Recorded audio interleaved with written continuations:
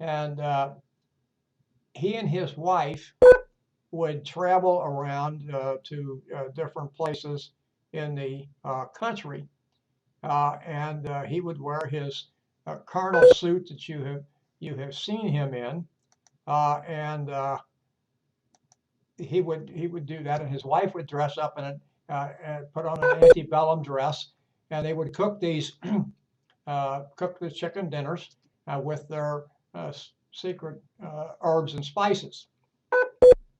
And then what he did originally was somebody took his franchise on, took on that part, if you want to call it a franchise, the Colonel's recipe.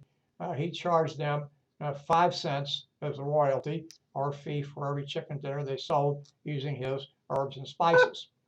The first, my memory serves me correctly, and I read that the first restaurant that he made a connection with was in Salt Lake City, Utah.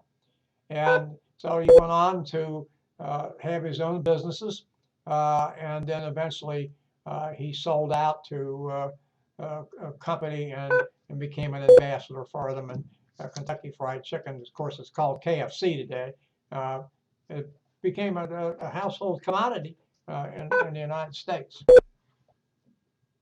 But anyway, that age business, he was over 65 when he started what became KFC. So here's the thing: it talks about 5 reasons to start your small business right away. And I'm using the word small again here. Uh, if you're young and you're not married, you don't have children to worry about, and you don't have a mortgage to pay. Uh, you probably have the ability to survive on not a lot of money. There's not going to be anything to distract you from doing what you're doing. No family obligations, no outstanding debt, things of that nature. Now, some people, as I mentioned, Michael Dell before in the last hour, actually started while they were in college. Bill Gates and his partner started while Bill Gates was in Harvard, and actually the partner stayed there and worked on the program, and Gates went back to Harvard. So people have started. I mentioned to you before that Hewlett Packard started in a garage. Apple started in similar type circumstances, and so you're not distracted by things. And then finally, here, what it says is that if you're a college student, you can use your alma mater and your classmates to help further what you're trying to do. Never too old. We talked about this. Notice here the highest group in entrepreneurship is between 55 and 64. Very interesting demographic as far as I'm concerned. Why do you want to take the risk? Now, remember, you have to be, and we're going to talk about this later in the course, and you use the term now, you'll hear about it later. You have to be risk averse. You can't be concerned about risk. Now, we're not talking about here risk of losing your life or risk of having a car accident or risk of something else. We're talking about you're taking a risk to start a business. So if you're probably going to have limited resources, and the risk is here that you're going to lose those resources. So if you're risk averse, you're not concerned about losing them because you say to yourself, I will be successful somehow, someplace, somewhere, and I'll be able to pay that money back. It's the lure of, in some cases, it's the lure of profit. In other cases, it's just the lure of starting a business. There are many entrepreneurs that their primary purpose is to start a business, get the business up and running, and then sell it and go start another business. Obviously, if you're an entrepreneur, you're an independent type person. You're not depending upon other people to help you out, or depending upon other people to give you a job, or depending upon other people to offer you employment. And a better way to say that, I suppose. And there's a challenge. You want to take this challenge on. You're going to meet the world. You're going to defeat the world. We talk about that. The time you're 21, you're invincible. Well, We all know that's not true, but those are the times to think about it. But it's also a time when you've come in. There are people who have worked for companies for 20 or 30 years and retired and say, hey, I want to start a business, and they've done it. They've been successful. Just remember, it takes a lot of work. But it's not meant to dissuade you. It's just meant to say that it takes a lot of work. What does it take to be an entrepreneur? There's a lot of things on this slide that I think we can all relate to. But first of all, you have to be, as the slide says, I'm going to say this a little bit differently than what it says. You have to be self-motivated. And I think if you're self-motivated, then you can set rules and parameters for yourself. And then you have to be, you're not a person that sits back and waits for things to come to you. You're a person that goes out and makes things happen. And you're not concerned about ambiguity. You're not concerned about things not being on an even keel. You're able to meet situations as they occur, as they present themselves to you.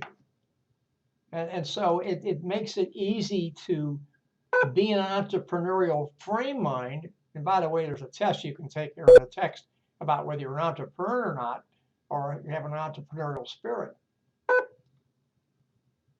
You know, some people are better off working for someone else. They like that better. They like that security. But if you're an independent type person, you want to do your own thing, then you should do that. Follow your passion. And when I say by follow your passion is whatever your passion is, stay within your passion. Don't try to get outside your area of passion, your area of expertise.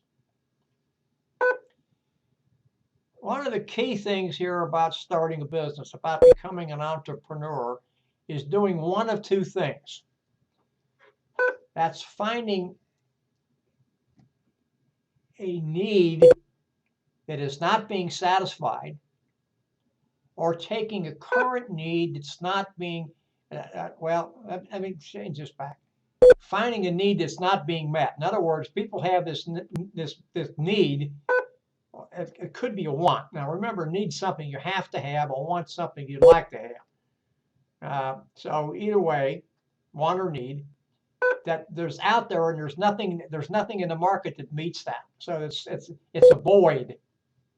Or you can take a need or a want that is there, that's being satisfied to an extent, and improving upon that, making something better.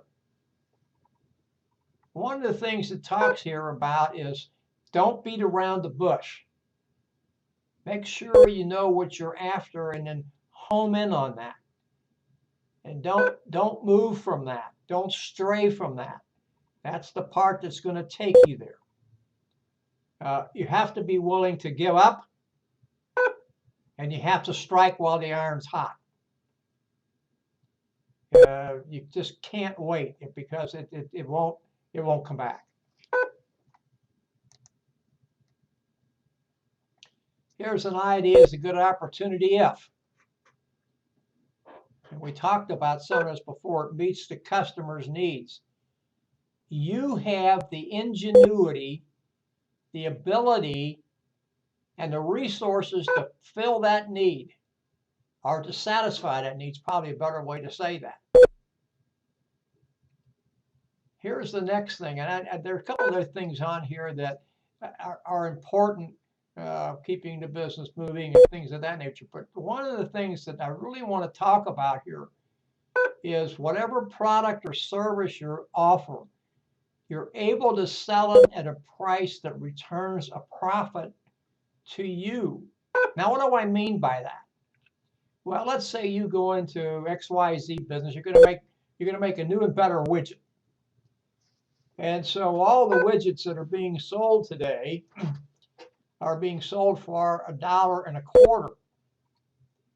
And you say, well, I can make a better widget, but the only way I can get into the widget business is to sell my widget for $1. So I'm already selling for 25% less than what my competitors are. and you get into business and you start to make some sales and you start to make a little money, and then all of a sudden you realize, I can't stay in business selling this widget for $1.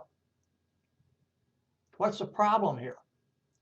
The problem is now you have to raise the price, and that is something that is very difficult to do. And too often small businesses will do that. They'll say the only way I can penetrate the market is to make my product less expensive.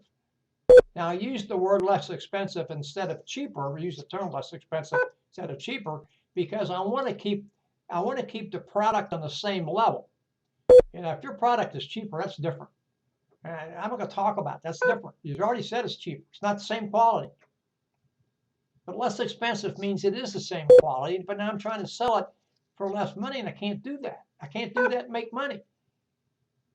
So what you need to do is you need to differentiate your product in such a way that you can either sell it for $1.25, or you can sell it for $1.50, and you're going to be able to get market share. That's what you're in business for. And just going into business, say I'm going to be cheaper than the big guys, big gals, isn't going to work. Because pretty soon you're going to find out that your cost of doing business is pretty close to the same as theirs, and you're not going to be able to stay in business like that for very long. Find out what differentiates you. Find out what the market needs, and then meet the market. Don't worry about the price. If you have a quality product and you have the right target market, people are going to pay for it. You know, they don't need to work at the cut rate stores. Entrepreneurial team are just people that get together to work as entrepreneurs, have the skill, etc. They use here the 3 guys that started Apple. Now, what I would tell you here is that Apple had a problem with marketing. When Apple first came out, they had a great product, they had great graphics. I'm not a graphic person, but I understand they have the best graphics, and that they felt that what we're going to do is we'll get apples in all the schools, and the kids will grow up, the students will grow up, and they'll have seen their teachers using apples, and so they'll go out and buy apples. But it didn't work that way. Everybody wanted to have something that was IBM compatible. Years ago, if you had an Apple, the only thing Apple was compatible with was another Apple. And people didn't want that. They wanted to be able to buy what they wanted to buy as long as it was compatible with IBM. So they almost lost because they didn't have good marketing skills. You need to think about that.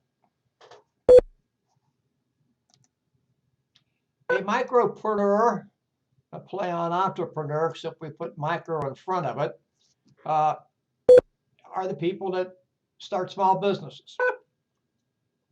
And notice that they are going to keep the business small because they like it that way. They don't want to be out running with the big dogs. And then nearly 60% of these folks are home-based. And this is home-based and how it's grown. Technology from computers has leveled the playing field exponentially. We're able to do that. And we have different laws now, sort of, while they don't promote home-based businesses, they don't penalize them. And so there's a lot of advantages for that. But, you know, we talked about this in the past hour. Home-based business isn't easy. You know, we talked earlier about being able to set your own agenda. But not only do you have to set your own agenda, you have to have the guts to stick to it. Now, that doesn't mean to say you can't go off the chart once in a while. Yeah, you can. But you have to have something that pulls you back and says, hey, you know, this is what I need to do. If I don't do this, I'm going to have some problems. How to separate family from work. Just very, very, very, very important to understand that. And the last thing here, simply because you own a household insurance doesn't mean that the business is covered by the household insurance. Now, that's something you have to find out about. We're going to talk about that later when we talk about the bonus chapters at the end of the course. A lot of benefits to the home-based business. You know, you can start it yourself. You know, and we talked about this in the last hour. You're not spending money for overhead things like furniture and telephones and computer hookup and all that kind of stuff. You don't have to worry about what your coworkers are going to say and things of that nature. So there's a lot of pluses to doing this, but there's a lot of minuses, and you really have to stop and think about what these are, and you have to look at this and go into it like a checkbook. You're going to balance your checkbook, pluses and minuses. Pluses are the deposits you make, and minuses are the withdrawals of the checks you write. So you have to be careful. We talked a lot about this in the last hour. I don't want to talk a whole lot about it before we know there's isolation. You have to be concerned about that, and you're not going to have any support and things of that nature. You also have to check with the local ordinances for zoning regulations to see if you can operate a business that you want to operate from what's essentially a residential area. Sometimes you're allowed to do that, sometimes you're not. And the last thing you want to do is be caught by one of the local gendarmes, to use a word, and you're operating a business in an area you're not allowed to operate a business, or that type of business. So you have to find out what those are. And the same thing comes to signage. If you want to put a sign up, sometimes you can do that in a residential neighborhood. Most of the time you can't. But if you can, you might have to have a small sign, you know, like off to the side of your front door or something like that. That's not really visible that you want people to see. You need to find out about those things. There's zone restrictions, and you have to abide by those. Now, this is a little chart to just ask you. You can look at this yourself. You think you're ready to work from home? Take this little quiz. Yes, no, whatever. You know, if you get too many no's in this thing, then you shouldn't think about that. Just like the entrepreneurial readiness questionnaire on page 153. Take that. Be honest with yourself. I think the American dream is and always has been to start your own business, to be able to run your own business, and you know, that's wonderful. But if you don't have the wherewithal and the fortitude to do that and be able to understand that, be able to withstand the uncertainty, that you don't need to do that. You don't need to bash your head against a stone wall. So, you know, if you're interested, take this little test here. Nobody's going to know any different. You don't have to share your results with anybody. Just being honest with yourself. Online businesses. I'm not going to spend any more time on this particular slide than what's here. We talked about that a little bit in the last hour. It's growing. If you're going to do that, you have to make sure you know what you're doing. You have to have a friendly website and things of that nature. Just, you know, do what's known as due diligence to find out if you have not only the opportunity, but you have the wherewithal, et cetera, to do that. And this is things I just talked about here about online presence. You know, have a good online presence, and you can't forget there's other ways to market. One of the things I like here is to use other people's good ideas for your own. There's no reason to try to reinvent the wheel. Now, what you have to be careful here is taking something that's protected by trademark or copyright or something else. But if it's not, and it's on the internet, it's probably free game to be copied. So, you know, if somebody else has paved the way and done some good things, certainly take their ideas. Always wise to give those people credit, and to make sure you're not infringing. The last thing you want to do is to do something like that and then be staring a lawsuit. Now, this is one of my favorite stories about an entrepreneur. An entrepreneur is a person who works for a company but acts like an entrepreneur. And Art Fry, matter of fact, he had a partner in this, and I think the partner's name was Silver, but don't hold me to that, please. Art Fry worked for Minnesota Mining and Manufacturing Company, 3M, probably best known as the makers of Scotch brand cellophane tape. Pardon me. Now, 3M is known as an entrepreneurial company. And by that I mean if an employee comes to the senior management and say, we have a good idea for a product, they will be given, and it passes, I think they usually have like something like a committee that rates these things, and they think it has a chance to come to market. They'll be given a 2-year contract, if you will, to work on developing this product, and they'll be given a budget and everything else to try to bring the product to market and have use of companies' resources, etc. If after 2 years it doesn't work, the employee goes back to his or her former workstation, work department, no questions asked. Well, Art Fry was trying to develop an adhesive, and the adhesive was not working very well, but he found out that the adhesive helped him keep the pages of his hymnal separated. He sang in his church choir. And so he said, well, hey, this is a pretty good idea. So he sent his bosses a note about this thing. And then he didn't call it Post-it notes in those days, but they weren't interested. And so to catch their attention, he would send them memoranda and he'd attach a Post-it note to it. And what became a Post-it note. And lo and behold, it was a great idea, the greatest thing since sliced bread, and a safety pin, and a few other things. And so the company decided to get into the business of making Post-it notes. And of course, there are many knockoffs today, but Post-it notes, we all know Post-it note, that's a copyright name as far as I know. Well, 3M made these things, manufactured them, but they could not get their vendors, their distributors, the people they did business with, to sell the product. They weren't interested. They didn't see a market for it. So 3M, somebody at 3M besides Art Fry, got another ingenious idea, and they took Post-it notes and sent them to the executive secretaries of 500 Fortune corporations. Well, all of a sudden, these people wanted these Post-it notes, and they started calling people that they got their stationery and office supplies from when there were Post-it notes for. So here we have two pieces of inspiration here. We have a gentleman who started out to make an adhesive for something, a product of 3M that did not work for what he wanted to use it for, found that he could use it to keep place in his hymnal by putting him on the back of paper, a little adhesive on the back of a piece of paper.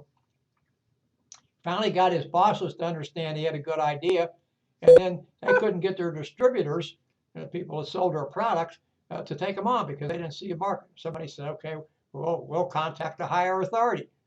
And they did. And of course, we know the success of Post-it notes. This is just talking here about enterprise zones and incubators. The Immigration Act of 1990 was brought to encourage entrepreneurs to come to the United States. Notice them coming on what was known, or what is known as, an investor visa. And I don't know how successful that's been. We still have the program. That's the only thing I can tell you. Enterprise zones are zones that are set up to foster small businesses, to try to attract them. And then they have things that are called incubators that they offer the business some basic administrative help.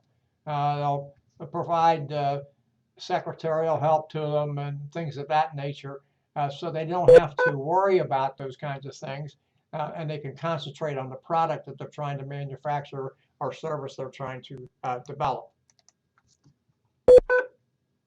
What's a small business? It seems like we're into definitions here all the time, but it's important to talk about this. A small business is something that's independently owned and is not dominant in its market. And actually, better way of saying that, in its business, not necessarily its market. And here are the number of small businesses in the United States, almost 28 million. Now, this slide probably goes back to 2000, and I won't say how far back it goes, but it's dated, so there's probably more than that now. Notice here that, not counting farms, almost 90%, 97% of business in the United States are considered small, and they account for over 50% of the GDP. Very, very important thing. And look at the number of jobs they create. They're known as a jobs generator, jobs creator. And that 4/5 of us had our first job at a small company. Well, why do business with a small business? Because they can give me personalized service.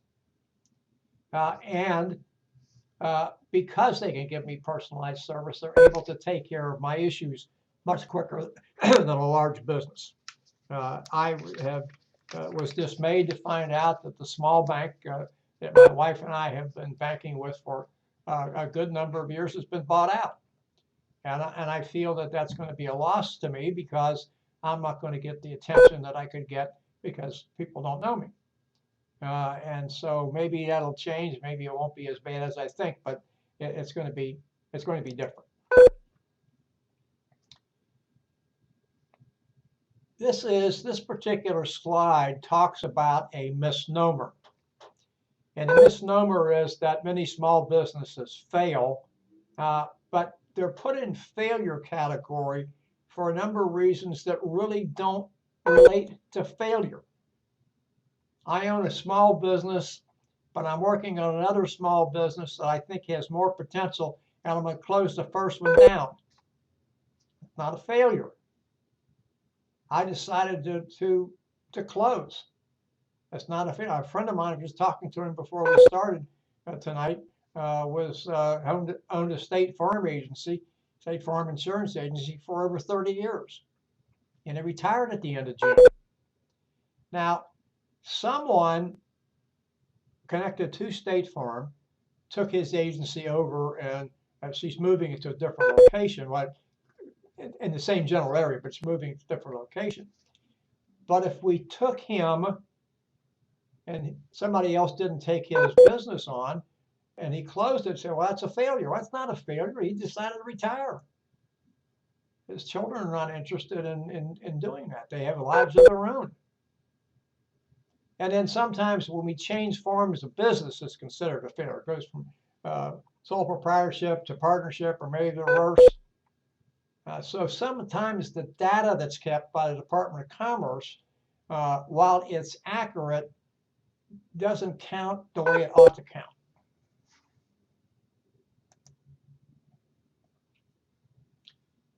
This is some interesting things here. Tommy Hilfiger's first business went bankrupt. Henry Ford's first 2 car companies failed. There's other ones there that are as well. How does a small business succeed? Well, it learns from what others did successfully. Get some advice from other entrepreneurs. Take over a firm that's already in business. And I was talking about my friend that had the State Farm agency for more than 30 years. When I was doing this class face-to-face some years ago at a different institution, he used to come and talk to me. I talked to my class, not to me, talk to my class.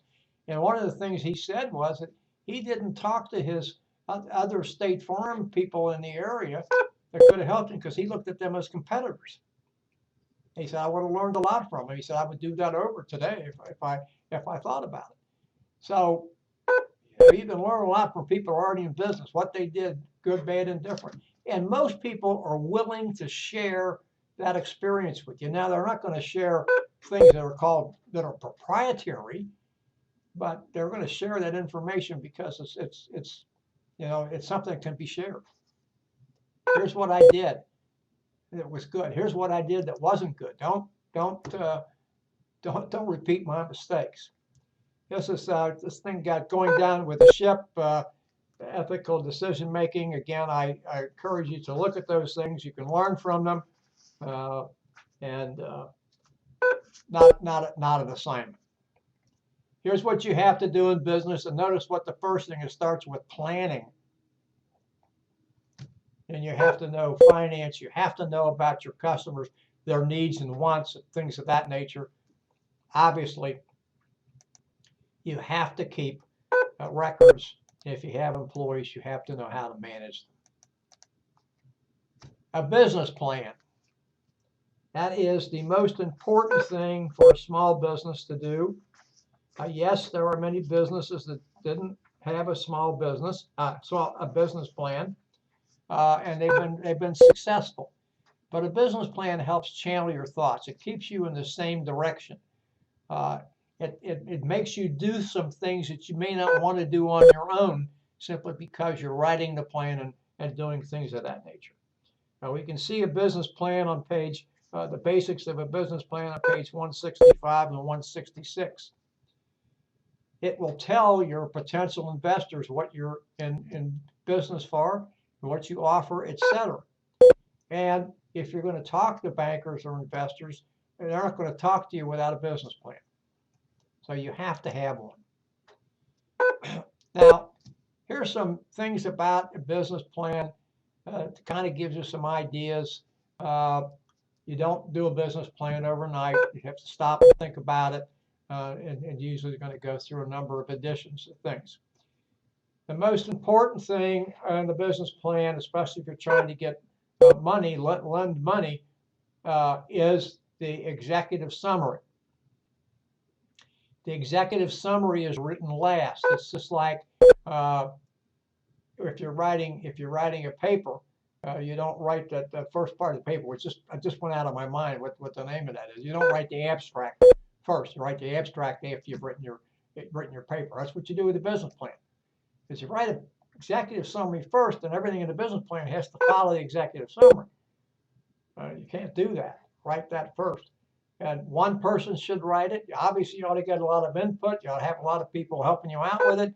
One person write it. And executive summary is the most important thing, because especially if you're trying to get a loan, the people you're talking to have a limited amount of time, and they're only going to read the executive plan. And if the executive plan doesn't sing, you're not going to get a loan.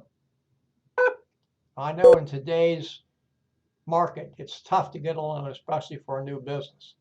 So it makes it doubly important to have a good executive summary. If you're going to go into business with your family, you got to have some parameters set up. Who's going to do what? What's going to do who? What's family? What's business?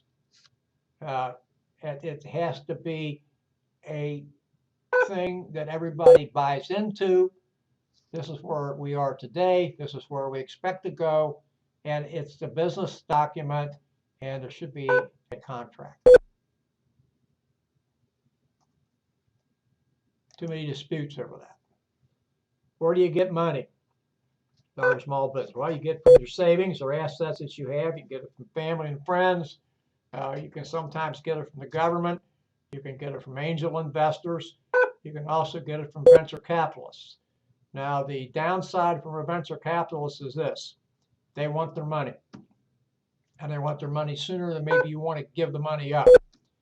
I have a good friend of mine who's in the home security business, well, not the security business, but home security business. And he and a business associate started their own company. This goes back 15 or more years ago. And they got money from some venture capitalists, and they were successful. They were so successful one day that they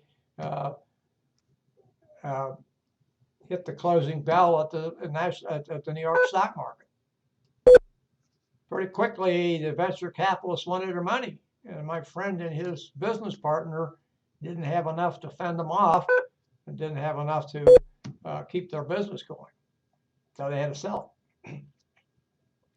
That doesn't mean to say all venture capitalists are bad, but those people are in business to make money. and they want their money when they want it. They don't want to wait for their money. Angel investors are a little bit different. So just make sure you know what you're doing if you're gonna get money. How do you make your dream come true? How do you fund your dream? Well, this talks about when you can't get money, how can you get it? I think the first thing is, if you're going to do business with clients, just tell them, this is not gratis. You got to pay me. Now you may want to give them a discount so you get your money ahead of time. 1% in 10 days. That's a lot of money to people. Make sure you get your business in front of people as quickly as possible. You have to be the expert. You have to know more about your product or service and the business that you're in than anybody else. You have to give personal service. You have to give it quickly, and you have to give it with a smile. All of those things are very, very, very important. Notice what it says here also, and we don't like to use that word outsource. So let's take that word outsource out and say farm out the tasks that can be done relatively inexpensively by someone else, but takes you a lot of time. If it takes time away from you, remember, time's money. And so small businesses don't have that. And so if you can take a task that takes a lot of time and farm that out to someone else and concentrate on what you need to concentrate on, assuming that people you're doing business with are going to give you a quality product, you're miles ahead. Community development financial institutions, you can look for these, CDFIs. They're helping in economic recovery. Only 1% of the loans have not been paid back in 30 years. Social lending, there's some things to do here. You can look for these things and take advice from them. Just make sure you read all the fine print and you understand what you're signing or what you're getting into before you sign a contract. It's not meant to say that these people are bad. It's just meant to say that there are things in a contract that you may not want to do. And so don't sign something until you understand what's in the contract. Hire a lawyer if you have to. It's expensive, yes, but hire one. Small Business Administration, been around for many, many years. It's a government entity. They're there to help small businesses start, to give them advice. They have these, what they call microloan programs. And you can find the Small Business Administration in the federal building in your area. A small business investment company, exactly what it says. Here's what they have to have. People can borrow up to $2 million from the SBA, and it's just they're there to help business in trouble, spot problems, and get them out of trouble. Small business loan development centers. These people can help evaluate what you have, give you some unbiased information, unbiased advice, etc. Use these people.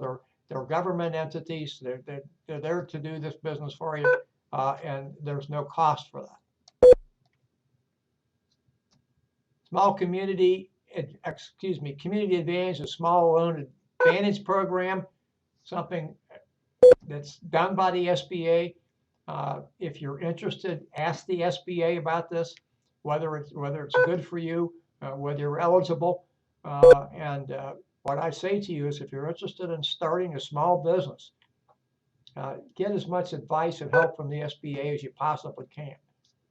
That's what they're there for. The SBA wants to see people succeed. Here's some more SBA resources. SCORE, which we're going to talk about here in a second. Very, very good people to talk to. Market. You have to find out about the market in which you're going to do business. A small business can be successful when it identifies what is known as a niche market that nobody else is either servicing, or they have the product to reach that market, without competition, there was very little competition. Now, it may grow, it may not be real big, but it lets you get a foothold and then move along as things are improving for you. But you have to understand your market. This is always an issue. You have to be able to hire, to fire, to promote, etc. People, employees. And you have to have good employees that will do what you need them to do. A lot of times you'll find employees come to small companies because they like that interaction. So that's the type of employee that you want to have. Because you need to have somebody who's almost as enthusiastic as you in dealing with the public. I can't tell you any more about this slide than what's there. Unless you're a person who knows about bookkeeping, etc., get accounting help. Just to help you keep your books straight. It's just a lot easier, and whatever you pay them, it's worth it. You may have to do some of it yourself in the beginning, but if you can get out of doing that and you have the wherewithal to do that, I really suggest that you do. It just makes it easier on you. Get legal help. If you're starting a small business, there's all sorts of things that you have to be concerned about. You have to, especially if it's a business that people are going to walk in. Is it handicap accessible? If I get someplace that's not handicap accessible and I make changes to the physical structure, now do I have to make it handicap accessible? What kind of a sign can I put up? Most localities have parameters about how large your sign can be and what it can say and the type of lighting on it. You find that out ahead of time before you put a sign up, and then somebody says, well, you got to take the sign down. And by the way, you got to pay a fine for having the local sign up there. So lawyers can help you do that. Yeah, lawyers are it's going to charge you some money, but that's what they're there for, and they're going to keep you out of trouble. And so better to be a little ahead of the game than get behind the game and have to pay fines. We talked about the market before, and I said you had to know your customers. This is market research. I'm going to talk a lot about marketing research when we get to chapters 13 through 16, and talk about market research. You have to know where you're going to set up shop, location, location, location. You have to know the demographics of your of the population you're trying to serve, and you remember you want to home in on your target market, your niche market. Yeah, you may want to serve that larger market eventually, but you really need to make your market this target market and make your inroads there and do well there before you can expand. A small business cannot be everything to everybody. It will not work.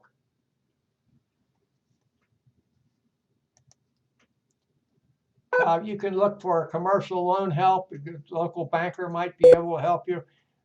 Somebody else, insurance agent, and then the Service Corps retired executives. That's the SCORE we're talking about. These people are volunteers, and they do work with and through the Small Business Administration.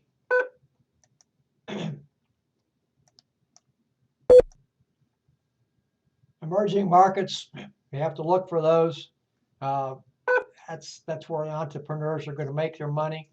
Find out the places that aren't being served or that are underserved, and it's something that you really have to look through. And that's going back to doing market research and finding out what's happening, what's changing, what direction people are moving, etc. And at almost 7:18. That brings us to the end of chapter 6. I thank you for your attention. I'll have the lectures uploaded tomorrow and posted. Next week we'll do chapters 7, 8, and 9. Chapter 7, management and leadership. Chapter 8, structuring organizations for today's challenges. And then chapter 9, empowering employees to satisfy customers. So I thank you for your attention, and good night.